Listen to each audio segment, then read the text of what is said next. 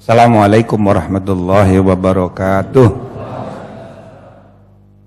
A'udzubillahi minasyaitonirrajim. Bismillahirrahmanirrahim. Alhamdulillahi rabbil alamin. Wassalatu wassalamu ala asrofil mursalin wa ala alihi wa ashabi ajmain. Saudara-saudara sekalian, alhamdulillah kita bertemu lagi dalam acara tukar pikiran mengenai Al-Azhar pada khususnya dan kita kaum muslimin pada umumnya. Sebagaimana sudah saya sampaikan pada pertemuan yang lalu, perkembangan moral bangsa, akhlak umat sedang mengalami kemerosotan yang luar biasa di semua aspek. Karena itulah salah satu jawabannya, pemerintah sudah mencanangkan pendidikan karakter itu. Cocok dengan pemerintah sekarang ini mau mengembangkan revolusi mental. Kurang lebih dalam bahasa agama kita, revolusi akhlak. Itu jawabannya. Mengapa demikian? Karena perubahan zaman cepat sekali berkembang, dunia global makin menyatu, mempengaruhi satu dengan yang lain, sehingga yang namanya cultural borrowing among nations, saling pinjam meminjam tradisi budaya antar umat manusia, itu berseliweran kemana-mana pengaruhnya, sehingga sistem nilai masing-masing bangsa itu mengalami percobaan. Nah, budaya bangsa yang tidak kuat mudah sekali dipengaruhi, sehingga terjadilah macam-macam pengaruh yang tidak sehat, mengalami demoralisasi semua aspek kehidupan umat manusia, termasuk kaum muslimin. Apalagi kita juga 15 tahun terakhir berubah sistem hidup bernegara kita ini dengan keadaan yang semakin liberal, semakin membuka ruang kebebasan, di mana semua aktor dalam sistem bernegara itu ya, memanfaatkan kebebasan itu untuk kepentingannya masing-masing, mengikuti nafsunya masing-masing, baik nafsu akan kebendaan, nafsu akan kekuasaan, semua jabatan dilombakan, diperebutkan, semua sumber-sumber kekayaan diperebutkan, dan bahkan juga nafsu-nafsu seksualitas juga diperebutkan. Nah, inilah yang menyebabkan hawa nafsu kita jadi mengendalikan semua aspek hidup dan kita mengalami demoralisasi. Itu kira-kira yang fenomena yang terjadi. Nah, karena itu masjid harus menjawab ini. Al-Azhar utamanya sebagai pusat peradaban Islam salah satu begitu, yang kita ingin jadikan Al-Azhar ini sebagai pusat pendidikan sekaligus pusat pemandu peradaban Islam di negeri kita ini. Kalau bisa mencegah itu kemerosotan moral semakin tajam, dan kita mengembalikan cita-cita arah dakwah di mana Rasulullah ditugaskan oleh Allah Subhanahu wa taala, tidak diberi tugas beliau kecuali untuk menyempurnakan akhlak kita, akhlak manusia.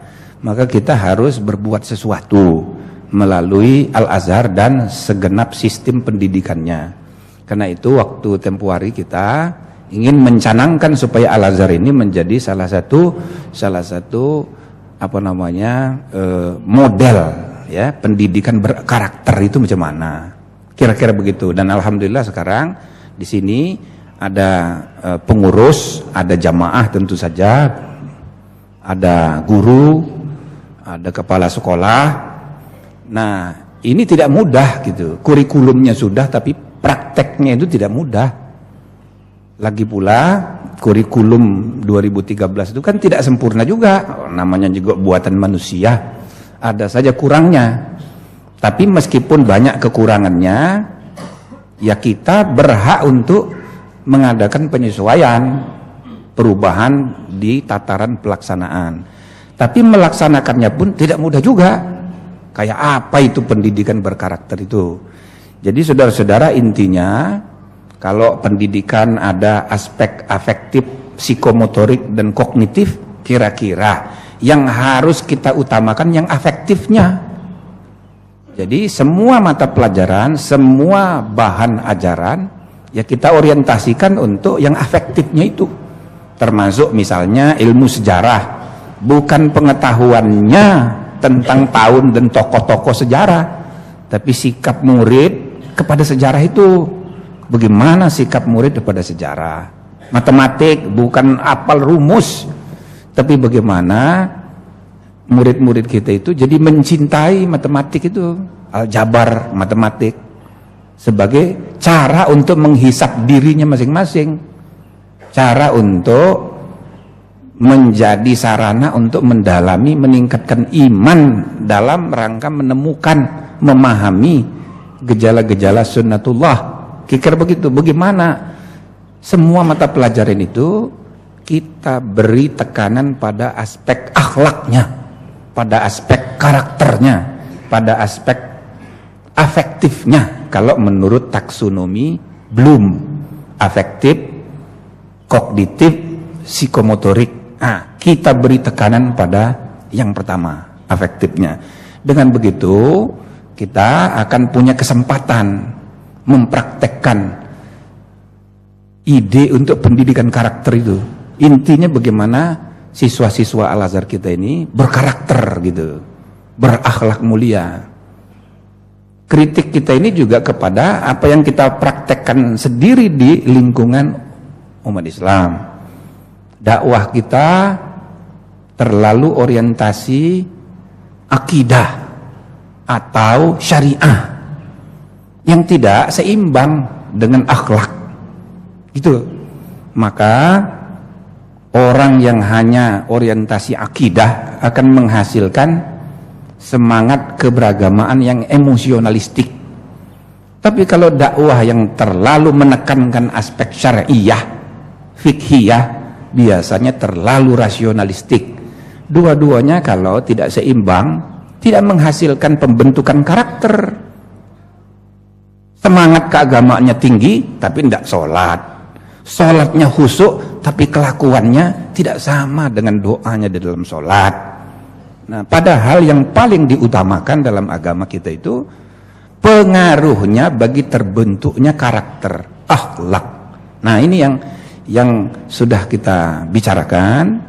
Dan tentu sekali lagi saudara-saudara, bapak ibu sekalian, tidak mudah ini dan tidak bisa dikatakan hanya dengan ceramah kultum begini. Tidak cukup juga kita tulis dalam buku petunjuk, tidak cukup. Kita harus mengerjakannya secara operasional di lapangan. Nah, dipraktekkan saja. Dan untuk itu semua guru harus berpartisipasi. Sambil nanti kita evaluasi apa kurang, apa yang kelebihan, mana yang lebih dan baik yang sudah dikerjakan oleh guru lain, ya kita contoh. Begitu. Intinya kita jadikan pendidikan di Al-Azhar ini sebagai model untuk pendidikan karakter yang sebenarnya. Dan semua guru harus melakukan reformasi cara belajar mengajar itu. Hubungan guru murid harus berubah. Tidak lagi mengambil peran sebagai sumber informasi pengetahuan. Guru bukan lagi sumber pengetahuan di zaman sekarang. Guru itu tidak bisa pinter sendiri, tidak bisa. Guru harus mengubah perannya menjadi pemimpin dalam proses belajar mengajar, fasilitator, komunikator, manajer, begitu. Bukan sumber pengetahuan.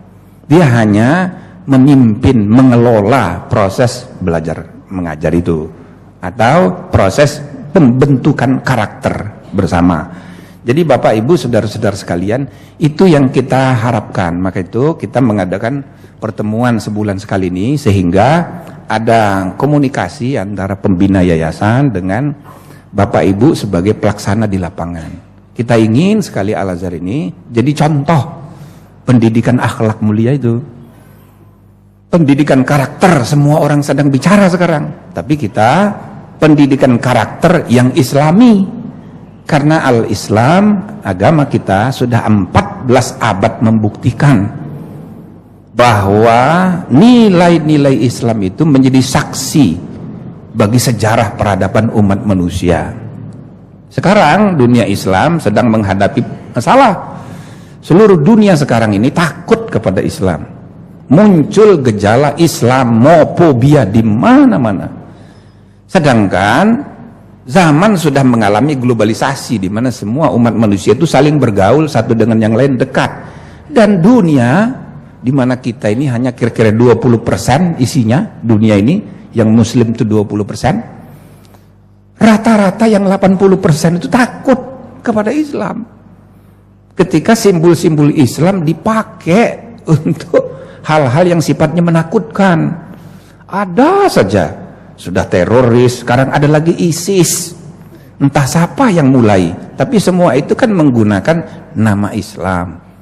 Yang jadi korban ya dunia Islam pada umumnya. Dan kita pun terpaksa berpecah belah. Ada yang setengah berpihak kepada ISIS, ada yang setengah berpihak kepada Yahudi, ada yang setengah berpihak kepada dunia yang anti dan lain-lain sebagainya. Jadi kita sedang menghadapi problem yang makin berat. Sebenarnya kalau masalah Palestina sudah selesai, mudah-mudahan selesai juga ini semua ini. Umat manusia itu sekarang menghadapi tantangan baru. Dunia barat itu sebetulnya perlu menjadikan kebudayaan kuning sebagai ancaman baru. Bangsa Tiongkok dengan segala penguasaannya pada ilmu pengetahuan dan teknologi dan perekonomian dunia, itu ancaman real bagi barat. Tidak perlu takut kepada umat Islam, tidak perlu takut. Sudah saatnya sebetulnya kalau Islam, Yahudi, Kristen bisa kembali menghayati sejarahnya di masa lalu, sama-sama cucu Nabi Ibrahim, mungkin bisa cepat selesai. Bersaing tetapi tidak sekeras sekarang. Persaingannya bangsa Cina yang jauh lebih harus dihadapi real di semua front politik maupun front ekonomi. Tapi nyatanya belum sampai begitu kesadaran umat manusia, dan karena itulah ya dunia Islam sekarang yang menjadi korban. Nah, kita pun harus memahami situasi semacam itu. Kita jangan pula mau dipecah belah oleh keadaan. Mari kita memperbaiki cara kerja kita di lingkungan internal umat Islam. Kita mari memperbaiki kinerja akhlak kita dalam kehidupan, mulai dengan menghidupkan peran masjid dan dunia pendidikan kita. Jadi saudara-saudara sekalian, itu yang sudah kita bicarakan yang lalu, dan sekarang kita lanjutkan untuk membahas tentu tema yang tadi saya baru dikasih tahu ini, gaya hidup Islami. Itu besar sekali temanya.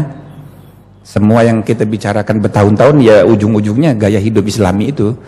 Sehingga kita hari ini pun tidak akan mungkin membicarakannya secara rinci gitu ya.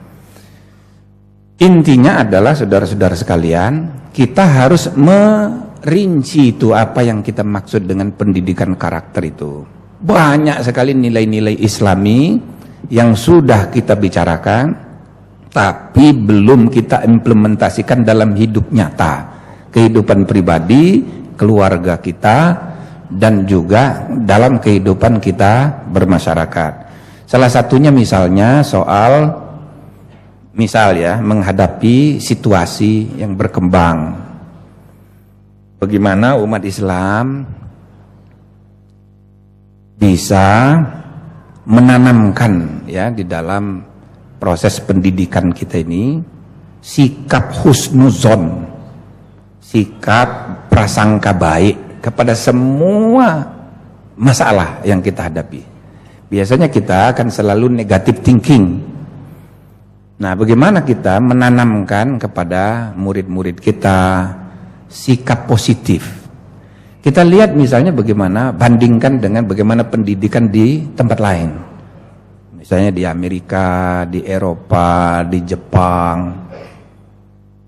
Itu hal-hal yang bersifat negatif, itu dihindari. Nah, kita juga, ajaran Islam penuh dengan perintah-perintah untuk bersikap positif itu. Husnuzon, bukan syu'uzon. Setiap persoalan yang dihadapi, bagaimana kita lihat pertama kali dengan sikap husnuzon, prasangka baik. Sampai terbukti hal yang kita hadapi itu ada negatifnya. Nah, bagaimana kita hadapi, gitu kan? Tapi kita mulai dulu dengan positif. Misalnya, semua hal-hal yang berbau negatif dalam proses pendidikan itu harus dihindari. Misalnya kata-kata tidak. Bagaimana ini kita ubah supaya murid misalnya jangan dimarahin. Kemudian murid yang keliru jangan hukum. Semua kata-kata dalam proses belajar mengajar, bagaimana mengubah semua kalimat tidak ada kata tidaknya. Nah, ini satu soal yang serius. Kadang-kadang dalam agama kita kan memang kita diperintahkan untuk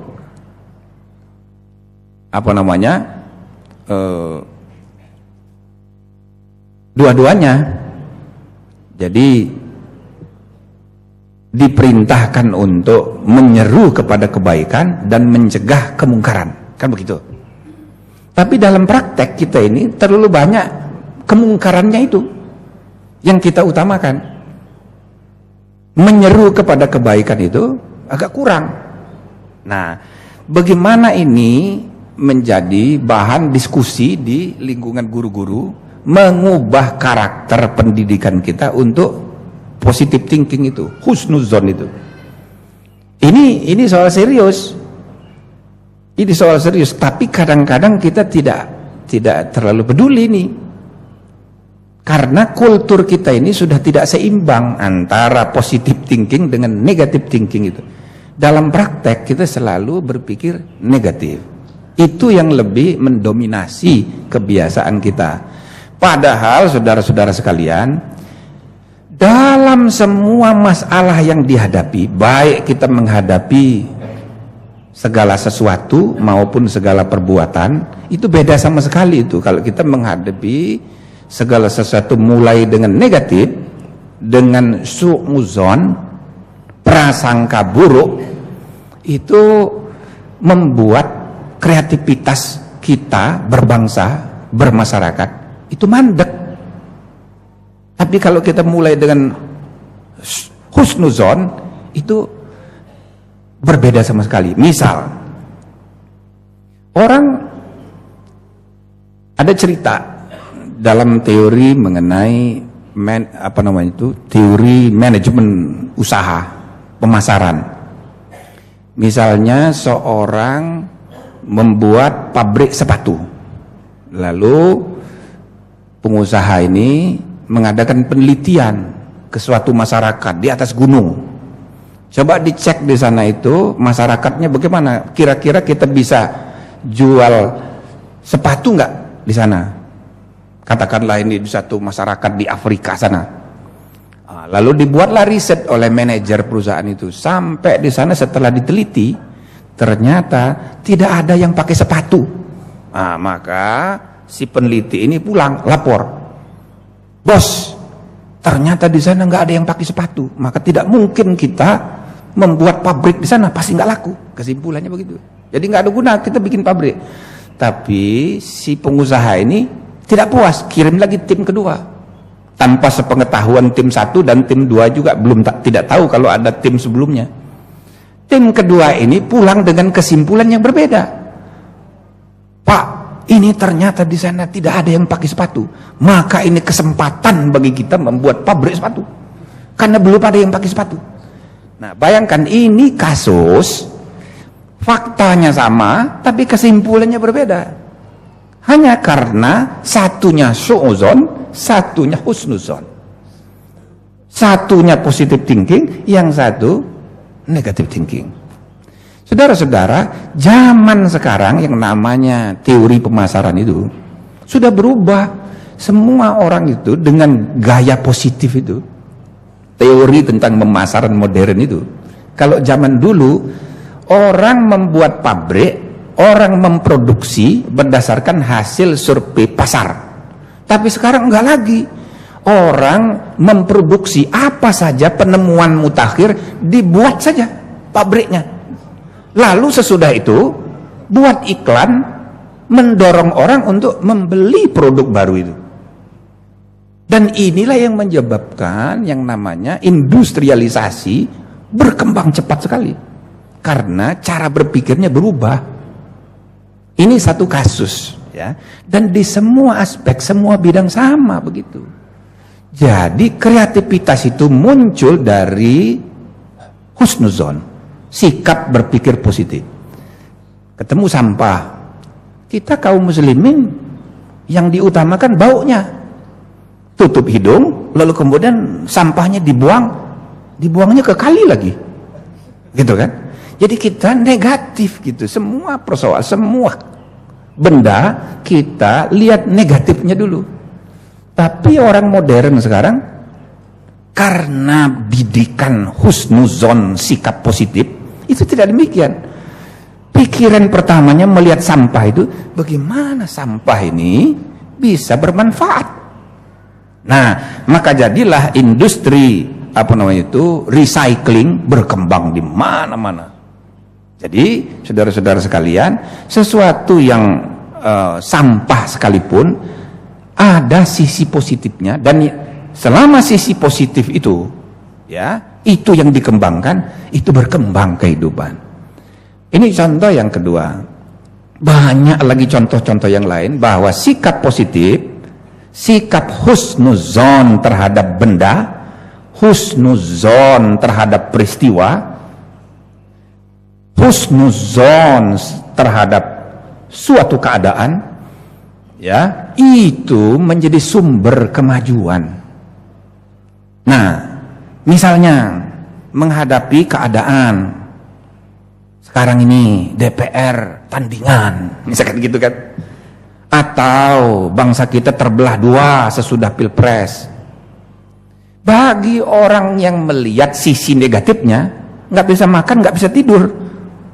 Waduh, lalu kemudian kita berbuat negatif juga. Itu kalau sudah dibuat DPR tandingan, sudah mulai ada yang berpikir membuat menteri tandingan juga. Loh, kalau begitu bagaimana? Jadi tambah kacau gitu loh. Presiden tandingan juga tambah kacau. Tapi seandainya kita, ya sudah, kita lihat hikmahnya. Maka dalam Islam kita memang diajarkan, ya lihat hikmahnya. Walaupun kadang-kadang ini lihat hikmahnya itu kadang-kadang ya disalahgunakan orang juga. Ya selalu karena kita tidak berdaya, ya sudahlah kita lihat hikmahnya saja. Karena tidak berdaya. Padahal itu filosofi yang memang seharusnya semua persoalan yang kita hadapi lihat sisi positifnya. Bahkan ciri kita ini beriman itu kan dalam wadduha itu, walal akhiratu khairul laka minal ula walal akhiratu khairu wa abqa. Sesungguhnya hari akhir itu lebih kekal dari hari ini. Sesungguhnya hari akhir itu lebih utama dari hari ini. Itu kan dorongan untuk sikap optimis bagi semua kaum muslimin. Jadi kalau kita menghadapi suatu keadaan yang bikin kita mumet, pusing kita melihat keadaan, nah baca itu walal akhiratu khairu wa abqa. Hari esok itu lebih kekal. Ini cuma sementara. Masalah yang kita hadapi sekarang, aduh ini cuma sementara. Tenang aja, sabar. Nanti akan lebih baik gitu. Walal akhiratu bukan hanya dalam makna akhirat nanti, pada hari akhir bagi Orang yang beriman hari akhirat lebih baik dari hari dunia. Tetapi implikasi dari keyakinan kita bahwa hari akhirat lebih baik itu juga berlaku dalam kehidupan sekarang. Hari esok itu bukan hanya yang nanti, esok itu hari Senin juga esok. Insya Allah Senin itu lebih baik dari ini. Maka itu ada hadis Nabi yang mengatakan, bagi kita ini, orang yang hari ininya lebih baik dari kemarin, itu orang yang beruntung. Orang yang hari ininya sama dengan kemarin, itu orang yang rugi. Orang yang hari ininya lebih buruk dari kemarin, itu orang yang celaka. Artinya dalam persepsi kaum muslimin, selalu hari demi hari itu harus menjadi lebih baik. Dan ini tidak lain sikap optimis. Dan optimisme itu bermula dari itu tadi, sikap husnuzon. Sikap husnuzon, positive thinking terhadap semua persoalan. Masalahnya bagaimana kita menanamkan sikap begitu itu kepada seluruh kaum muslimin, mulai dari murid-murid kita. Ini saya kira hal-hal yang penting untuk kita bicarakan juga. Tentu sesudah diskusi kita di masjid hanya pendek ini, saya serahkan pada Bapak dan Ibu guru bagaimana teknisnya mendidikkan sikap positif itu melalui semua mata pelajaran yang ada. Jadi semua mata pelajaran itu hanya topik, tapi isinya adalah akhlak. Utamakanlah itu mengenai aspek afektif dari semua materi pelajaran kita. Saya kira ini saja dulu, nanti kita lanjutkan dengan tukar pikiran, diskusi, tanya jawab, bisa merembet-rembet ke soal yang lain, apa yang kira-kira Bapak dan Ibu ingin ketahui mumpung kita ketemu. Terima kasih. Assalamualaikum warahmatullahi wabarakatuh.